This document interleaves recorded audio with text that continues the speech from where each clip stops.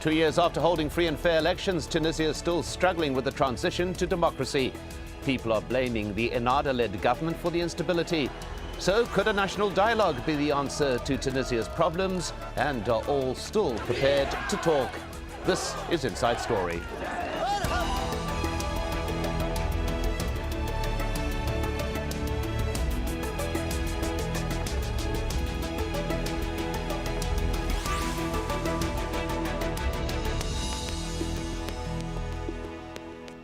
Hello and welcome to the programme. I'm Mike Hanna. Protesters outside the Prime Minister's office and thousands more on the streets, all demanding Tunisia's government resign. Wednesday's demonstration took place just hours before the planned start of a national dialogue between the ruling Ennahda party, its allies and opposition groups. In an apparent attempt to disrupt these talks, religious hardliners killed 7 security officers in the city of Sidi Bouzid. And adding to the political pressure is a coalition of secular opposition parties demanding the government step down immediately. In a surprise announcement, the Tunisian Prime Minister Ali Larayed confirmed that the Ennahda-led government would be ready to resign if certain preconditions were met. Today we renew our commitment to the principle of relinquishing power, or the principle of the government stepping down, in line with different phases of the roadmap. This process aims to promote the success of national dialogue and to prevent the country from falling into a dark abyss. The political crisis in Tunisia intensified in July when an opposition leader was killed outside his home. Mohamed Brahimi's family blamed the Ennahda party for his murder.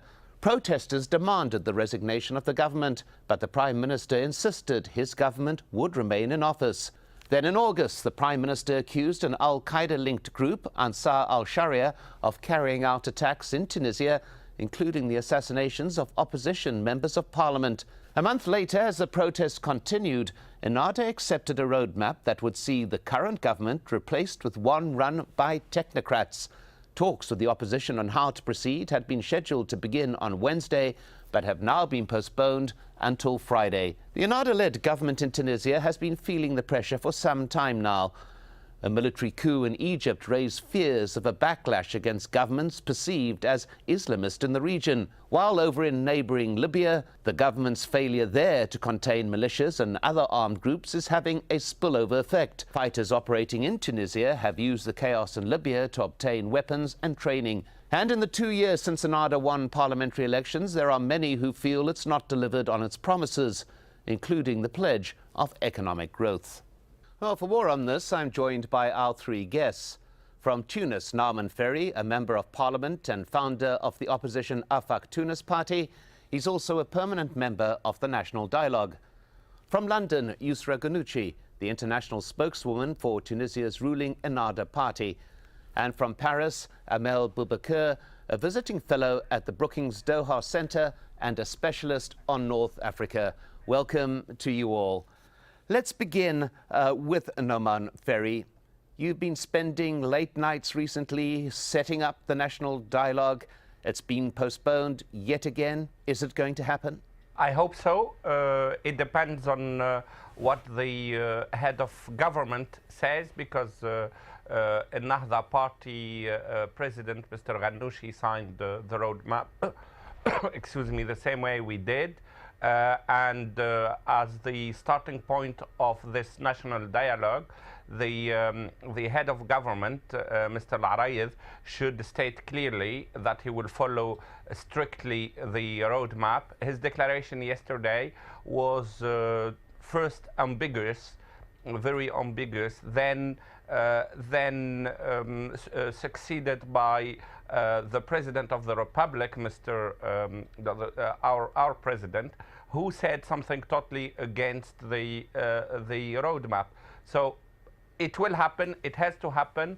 We have no other choice. However, it depends on the head of the government, who belongs to the Ennahda party, of course. Well, there we've got the spokesperson, Yusra Ghannouchi. Is there a stumbling block? Is there a problem from your party and from the government it heads point of view? Ennahda party, as well as all the parties in the in the coalition government have expressed and stated clearly and reiterated their commitment to this national dialogue and have made many compromises already, including expressing clearly the willingness to leave power. However, what is a stumbling block is clearly parties boycotting the national dialogue or pulling out of the national dialogue or staging sit-ins and protests, and also the withdrawn members of the Assembly who need to return to the Assembly in order for us to accelerate the work as required by the roadmap in order to complete this transition phase.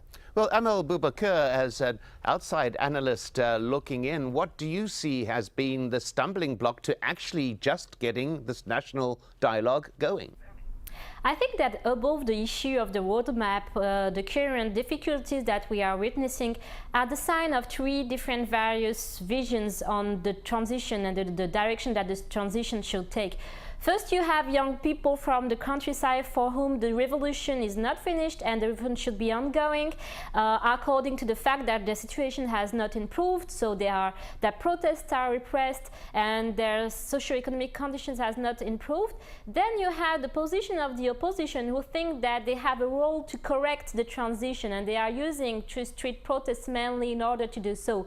But the problem is that they are not doing it over their obsession for Nahda and for the government. They are not actually offering new ideas on new program. And then you have Nahda's position who think that actually the revolution is over. Elections took place, they have been elected, they have the legitimacy. So, but here also the problem is that Nahda has used its position at in the government mainly in order to reinforce his own position as a party in front of other opponents, instead of tackling the real problems like unemployment, security issues, and socio-economic demands. So these three different visions of the transition and how what the role of the revolution should be and the direction that the transition should take is obviously at the core of the current difficulties the national dialogues are experiencing. Well, we'll get on to that last point in a moment, but Yusra Ghanouchi, just to clarify for us, we understand that the party, or the Prime Minister at least of the government, has said, yes, we are willing to stand down, but first there has to be an agreement on an electoral commission, there has to be an agreement on an election date, and there has to be an agreement on the Constitution. Is that correct? Yes, and this is the logical position. If we are really interested in accelerating the work and completing the transition and really having elections as soon as possible, then we should agree these things. Those who are not perhaps interested in the acceleration of the work and holding the elections as soon as possible are not so much interested in this part of the national dialogue and are only focusing on the government's resignation. We have clearly expressed our commitment to leaving power, as well as the other two parties who are part of the coalition government. However, we want the two processes, the governmental process and the constituent process, to progress as soon as possible, as quickly as possible, so as to really end this phase of transition to democracy and have a stable democratic state as soon as possible in Tunisia. Now, Benferri, some would say that's a reasonable demand by the government to know when elections will be held before it steps down, your view? Absolutely. We are all looking for the election as soon as possible. But first, let me encode what Mrs. Ghannouchi or Ms. Ghannouchi had said. What she was really saying that we signed the roadmap, however, we don't agree with it. Because the roadmap says clearly there was 4 milestones. After the first milestone, we get the new election committee. Then we agree on the new head of government. Following a week later, we get the we get the electoral law agreed. A week later, we get physically the head of government to resign, and a week later we finalize the constitution. That's what the roadmap says, and that's what all agreed to do. However, although Nahda president which happened to be the father of Mrs. Ghannouchi here present, after some pressure, agreed to that and signed the document. However, the head of government, for all this to start, the head of government has to say, I accept the roadmap and I will follow it strictly. What he said yesterday is, I accept the roadmap, but really I don't accept it because I want something different.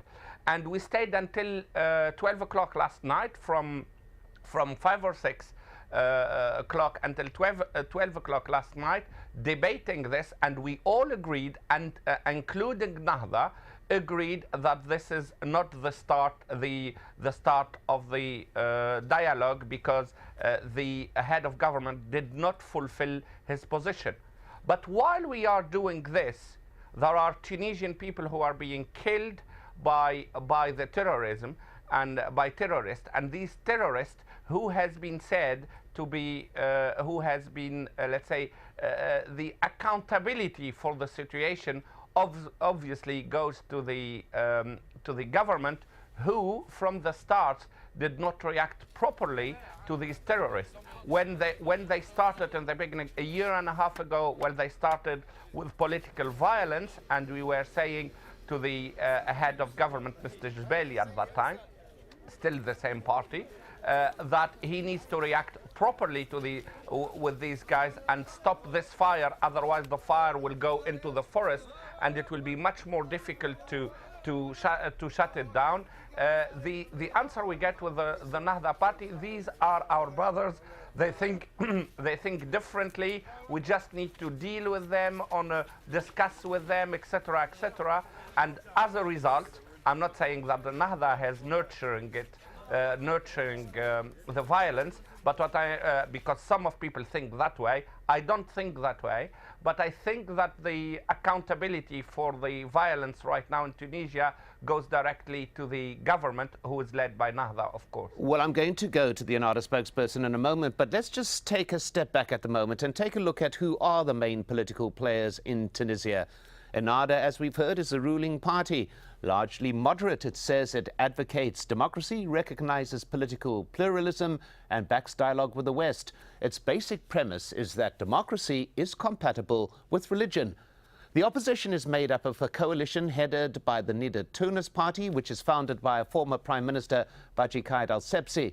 They insist that Tunisia's secular forces have to unite to counter the dominance of Ennahda. And then there's Ansar al-Sharia, the group with links to al-Qaeda, which wants Islamic law implemented across Tunisia, as do other hardline Salafist movements.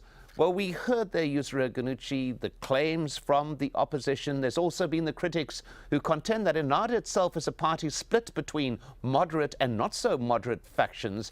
The competition between these elements is a constant threat and has been a constant threat to the country. Your response to that? There have always been, in the Tunisian media especially, continuous speculations about Nahda's different, alleged divisions and wings. This is all speculations that have no foundation in reality, and Ennahda is united. Its positions are very clear. It has always condemned violence of any form and whoever is the perpetrator. As in relation to Nouman Fihri's allegations about this government's lack of response to terrorism. Terrorism is a problem that has existed in Tunisia and has emerged in Tunisia under Ben Ali's repression, and has also hit Tunisians and the Tunisian army and National Guard and police before the elections and after the elections, and as well as the fact that obviously it exists in other countries, including democratic countries. The government is responsible for combating this, and it is doing its best, and it's progressing well against a very challenging situation. As we know, the regional situation is very unstable, whether it is in Libya or to the south in Mali, or the political situation in Egypt, etc. And this poses great challenges for the Tunisian government. And the Tunisian government is developing its capacities and combating this dangerous threat to Tunisia. But what we are seeing, as well as violence, political violence, is a clear pattern of not mere isolated incidents, but rather terrorism and political violence and assassinations striking whenever we are on the verge of achieving a breakthrough in the political crisis. I'll get back to that in a moment, if I may, Yusra Ghanouchi. I just want to go to A.Boubekeur on that particular issue. Do you think that the government has got to accept responsibility for what has been at times a breakdown in security? I think that security issues, namely murderings, assassinations and terrorism, have been turning points in the consolidation of the transition. Now, when it comes to Nahda, I think that first Nahda has still to meet it up with security forces, and that's also one of the reasons why Nahda is not able to handle, or has not been able to handle, the security situation that well. Second, I think also that what was very shocking, for example, yesterday to a lot of Tunisians, is that Nahda has failed to show sympathy and to show that the party is in solidarity when it comes to the terrorism issue with the rest of Tunisian society. Yesterday, while the Nahda demonstrators were actually showing support for the party, while the rest of the society was mourning the killed policemen. Now there are two dangers actually when it comes to the security situation. First, if the security issues still continue to postpone national dialogue and consolidation of the transition, there's a risk to see people just disengaging from institutional politics and think that street protests is the only way to solve political issues and problems. The second problem is also, the second danger is also to see old members of the old regime are in partnership with employer unions and the opposition, using the security issue as a pretext to have the country in the right tracks and just put by side social struggles in the name of preserving security. So it is the responsibility of Nahda to show more solidarity with the Tunisian people and the Tunisian society when it comes to terrorism, but it is also the responsibility of the opposition to not use the security situation only to target Nahda as an opponent or as another party they are in competition with. Well, Yusra Ghanouchi, I know that there's going to be some points you want to answer there, but first I would like to go to Namen Ferry, if I may. Namen Ferry, do you think that there are elements within the country intent on preventing this dialogue far beyond political concerns? So clearly, I didn't believe in this at the start, to be absolutely frank with you and blunt, if you like. But as it is true that on 25th of July, when we were close to finalize the election of AJE, of the election committee, somebody was killed. And yesterday the terrorism started when we were starting the national dialogue. However, definitely there are people who are not, who the stability of this country are not in their favor. These people are probably, I will not go to the conspiracy theory and speak about the external forces.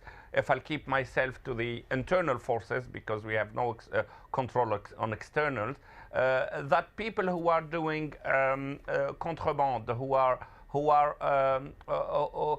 illegal trafficking, who are very close to the extremist, to the fundamentalist, to the Salafist, to the jihadist, because they are smuggling arms, and they are smuggling arms, drugs, food and stuff.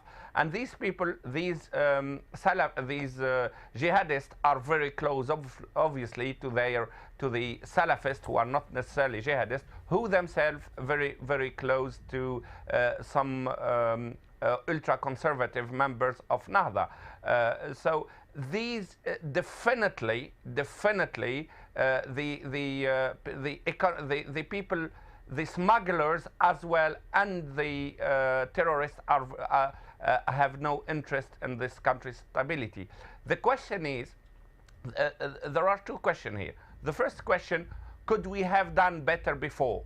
The answer is yes, and that's why I was mentioning the lack of reactivity from Nahda due to the closeness. Well, let's at this point go straight to Yusra Ghanouchi with that question that you asked Naman Ferry. Yusra Ghanouchi, could Ennahda have done better? First, I'd like to make the point again that the government is made up of three parties, as well as almost half of the government is independent, are independent ministers. So it's better to talk about the government when we talk about performance in terms of security, etc. However, all the parties involved and the government, of course, could have done better, and that's always true of any government. However, we have to really realize the great challenges. You know, we are working not only in a post-revolution context where the state has been weakened, the police force has been weakened, and in a regional context that is extremely challenging.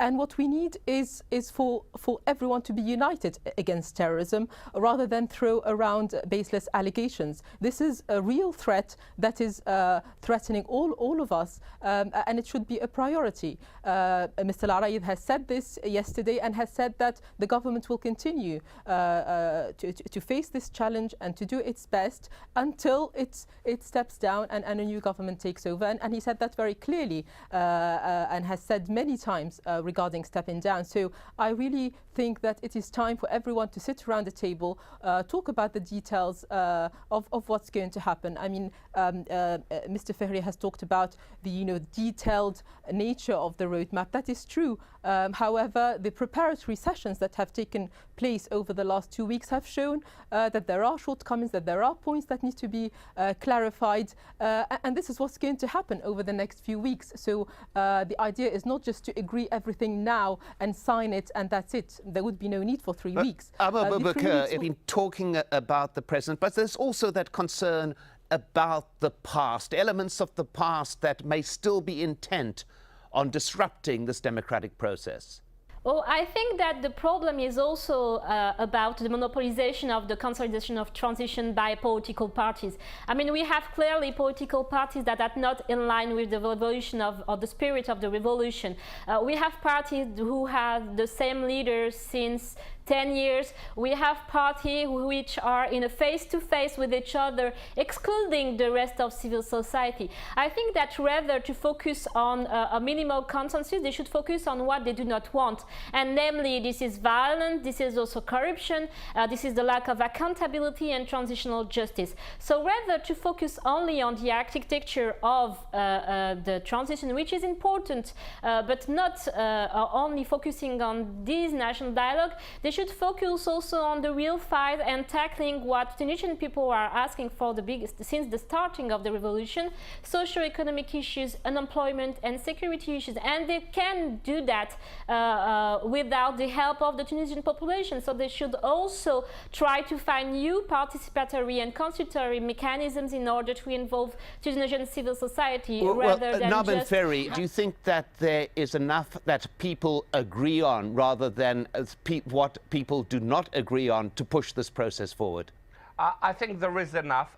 First, I would like to say that I agree with every single word which was said by the guests just before me.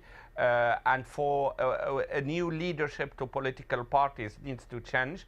That political leaders need to be closer to what people want. One thing we need, I must say here, that the reason why Mr. Al-Arayed needs to go before we start the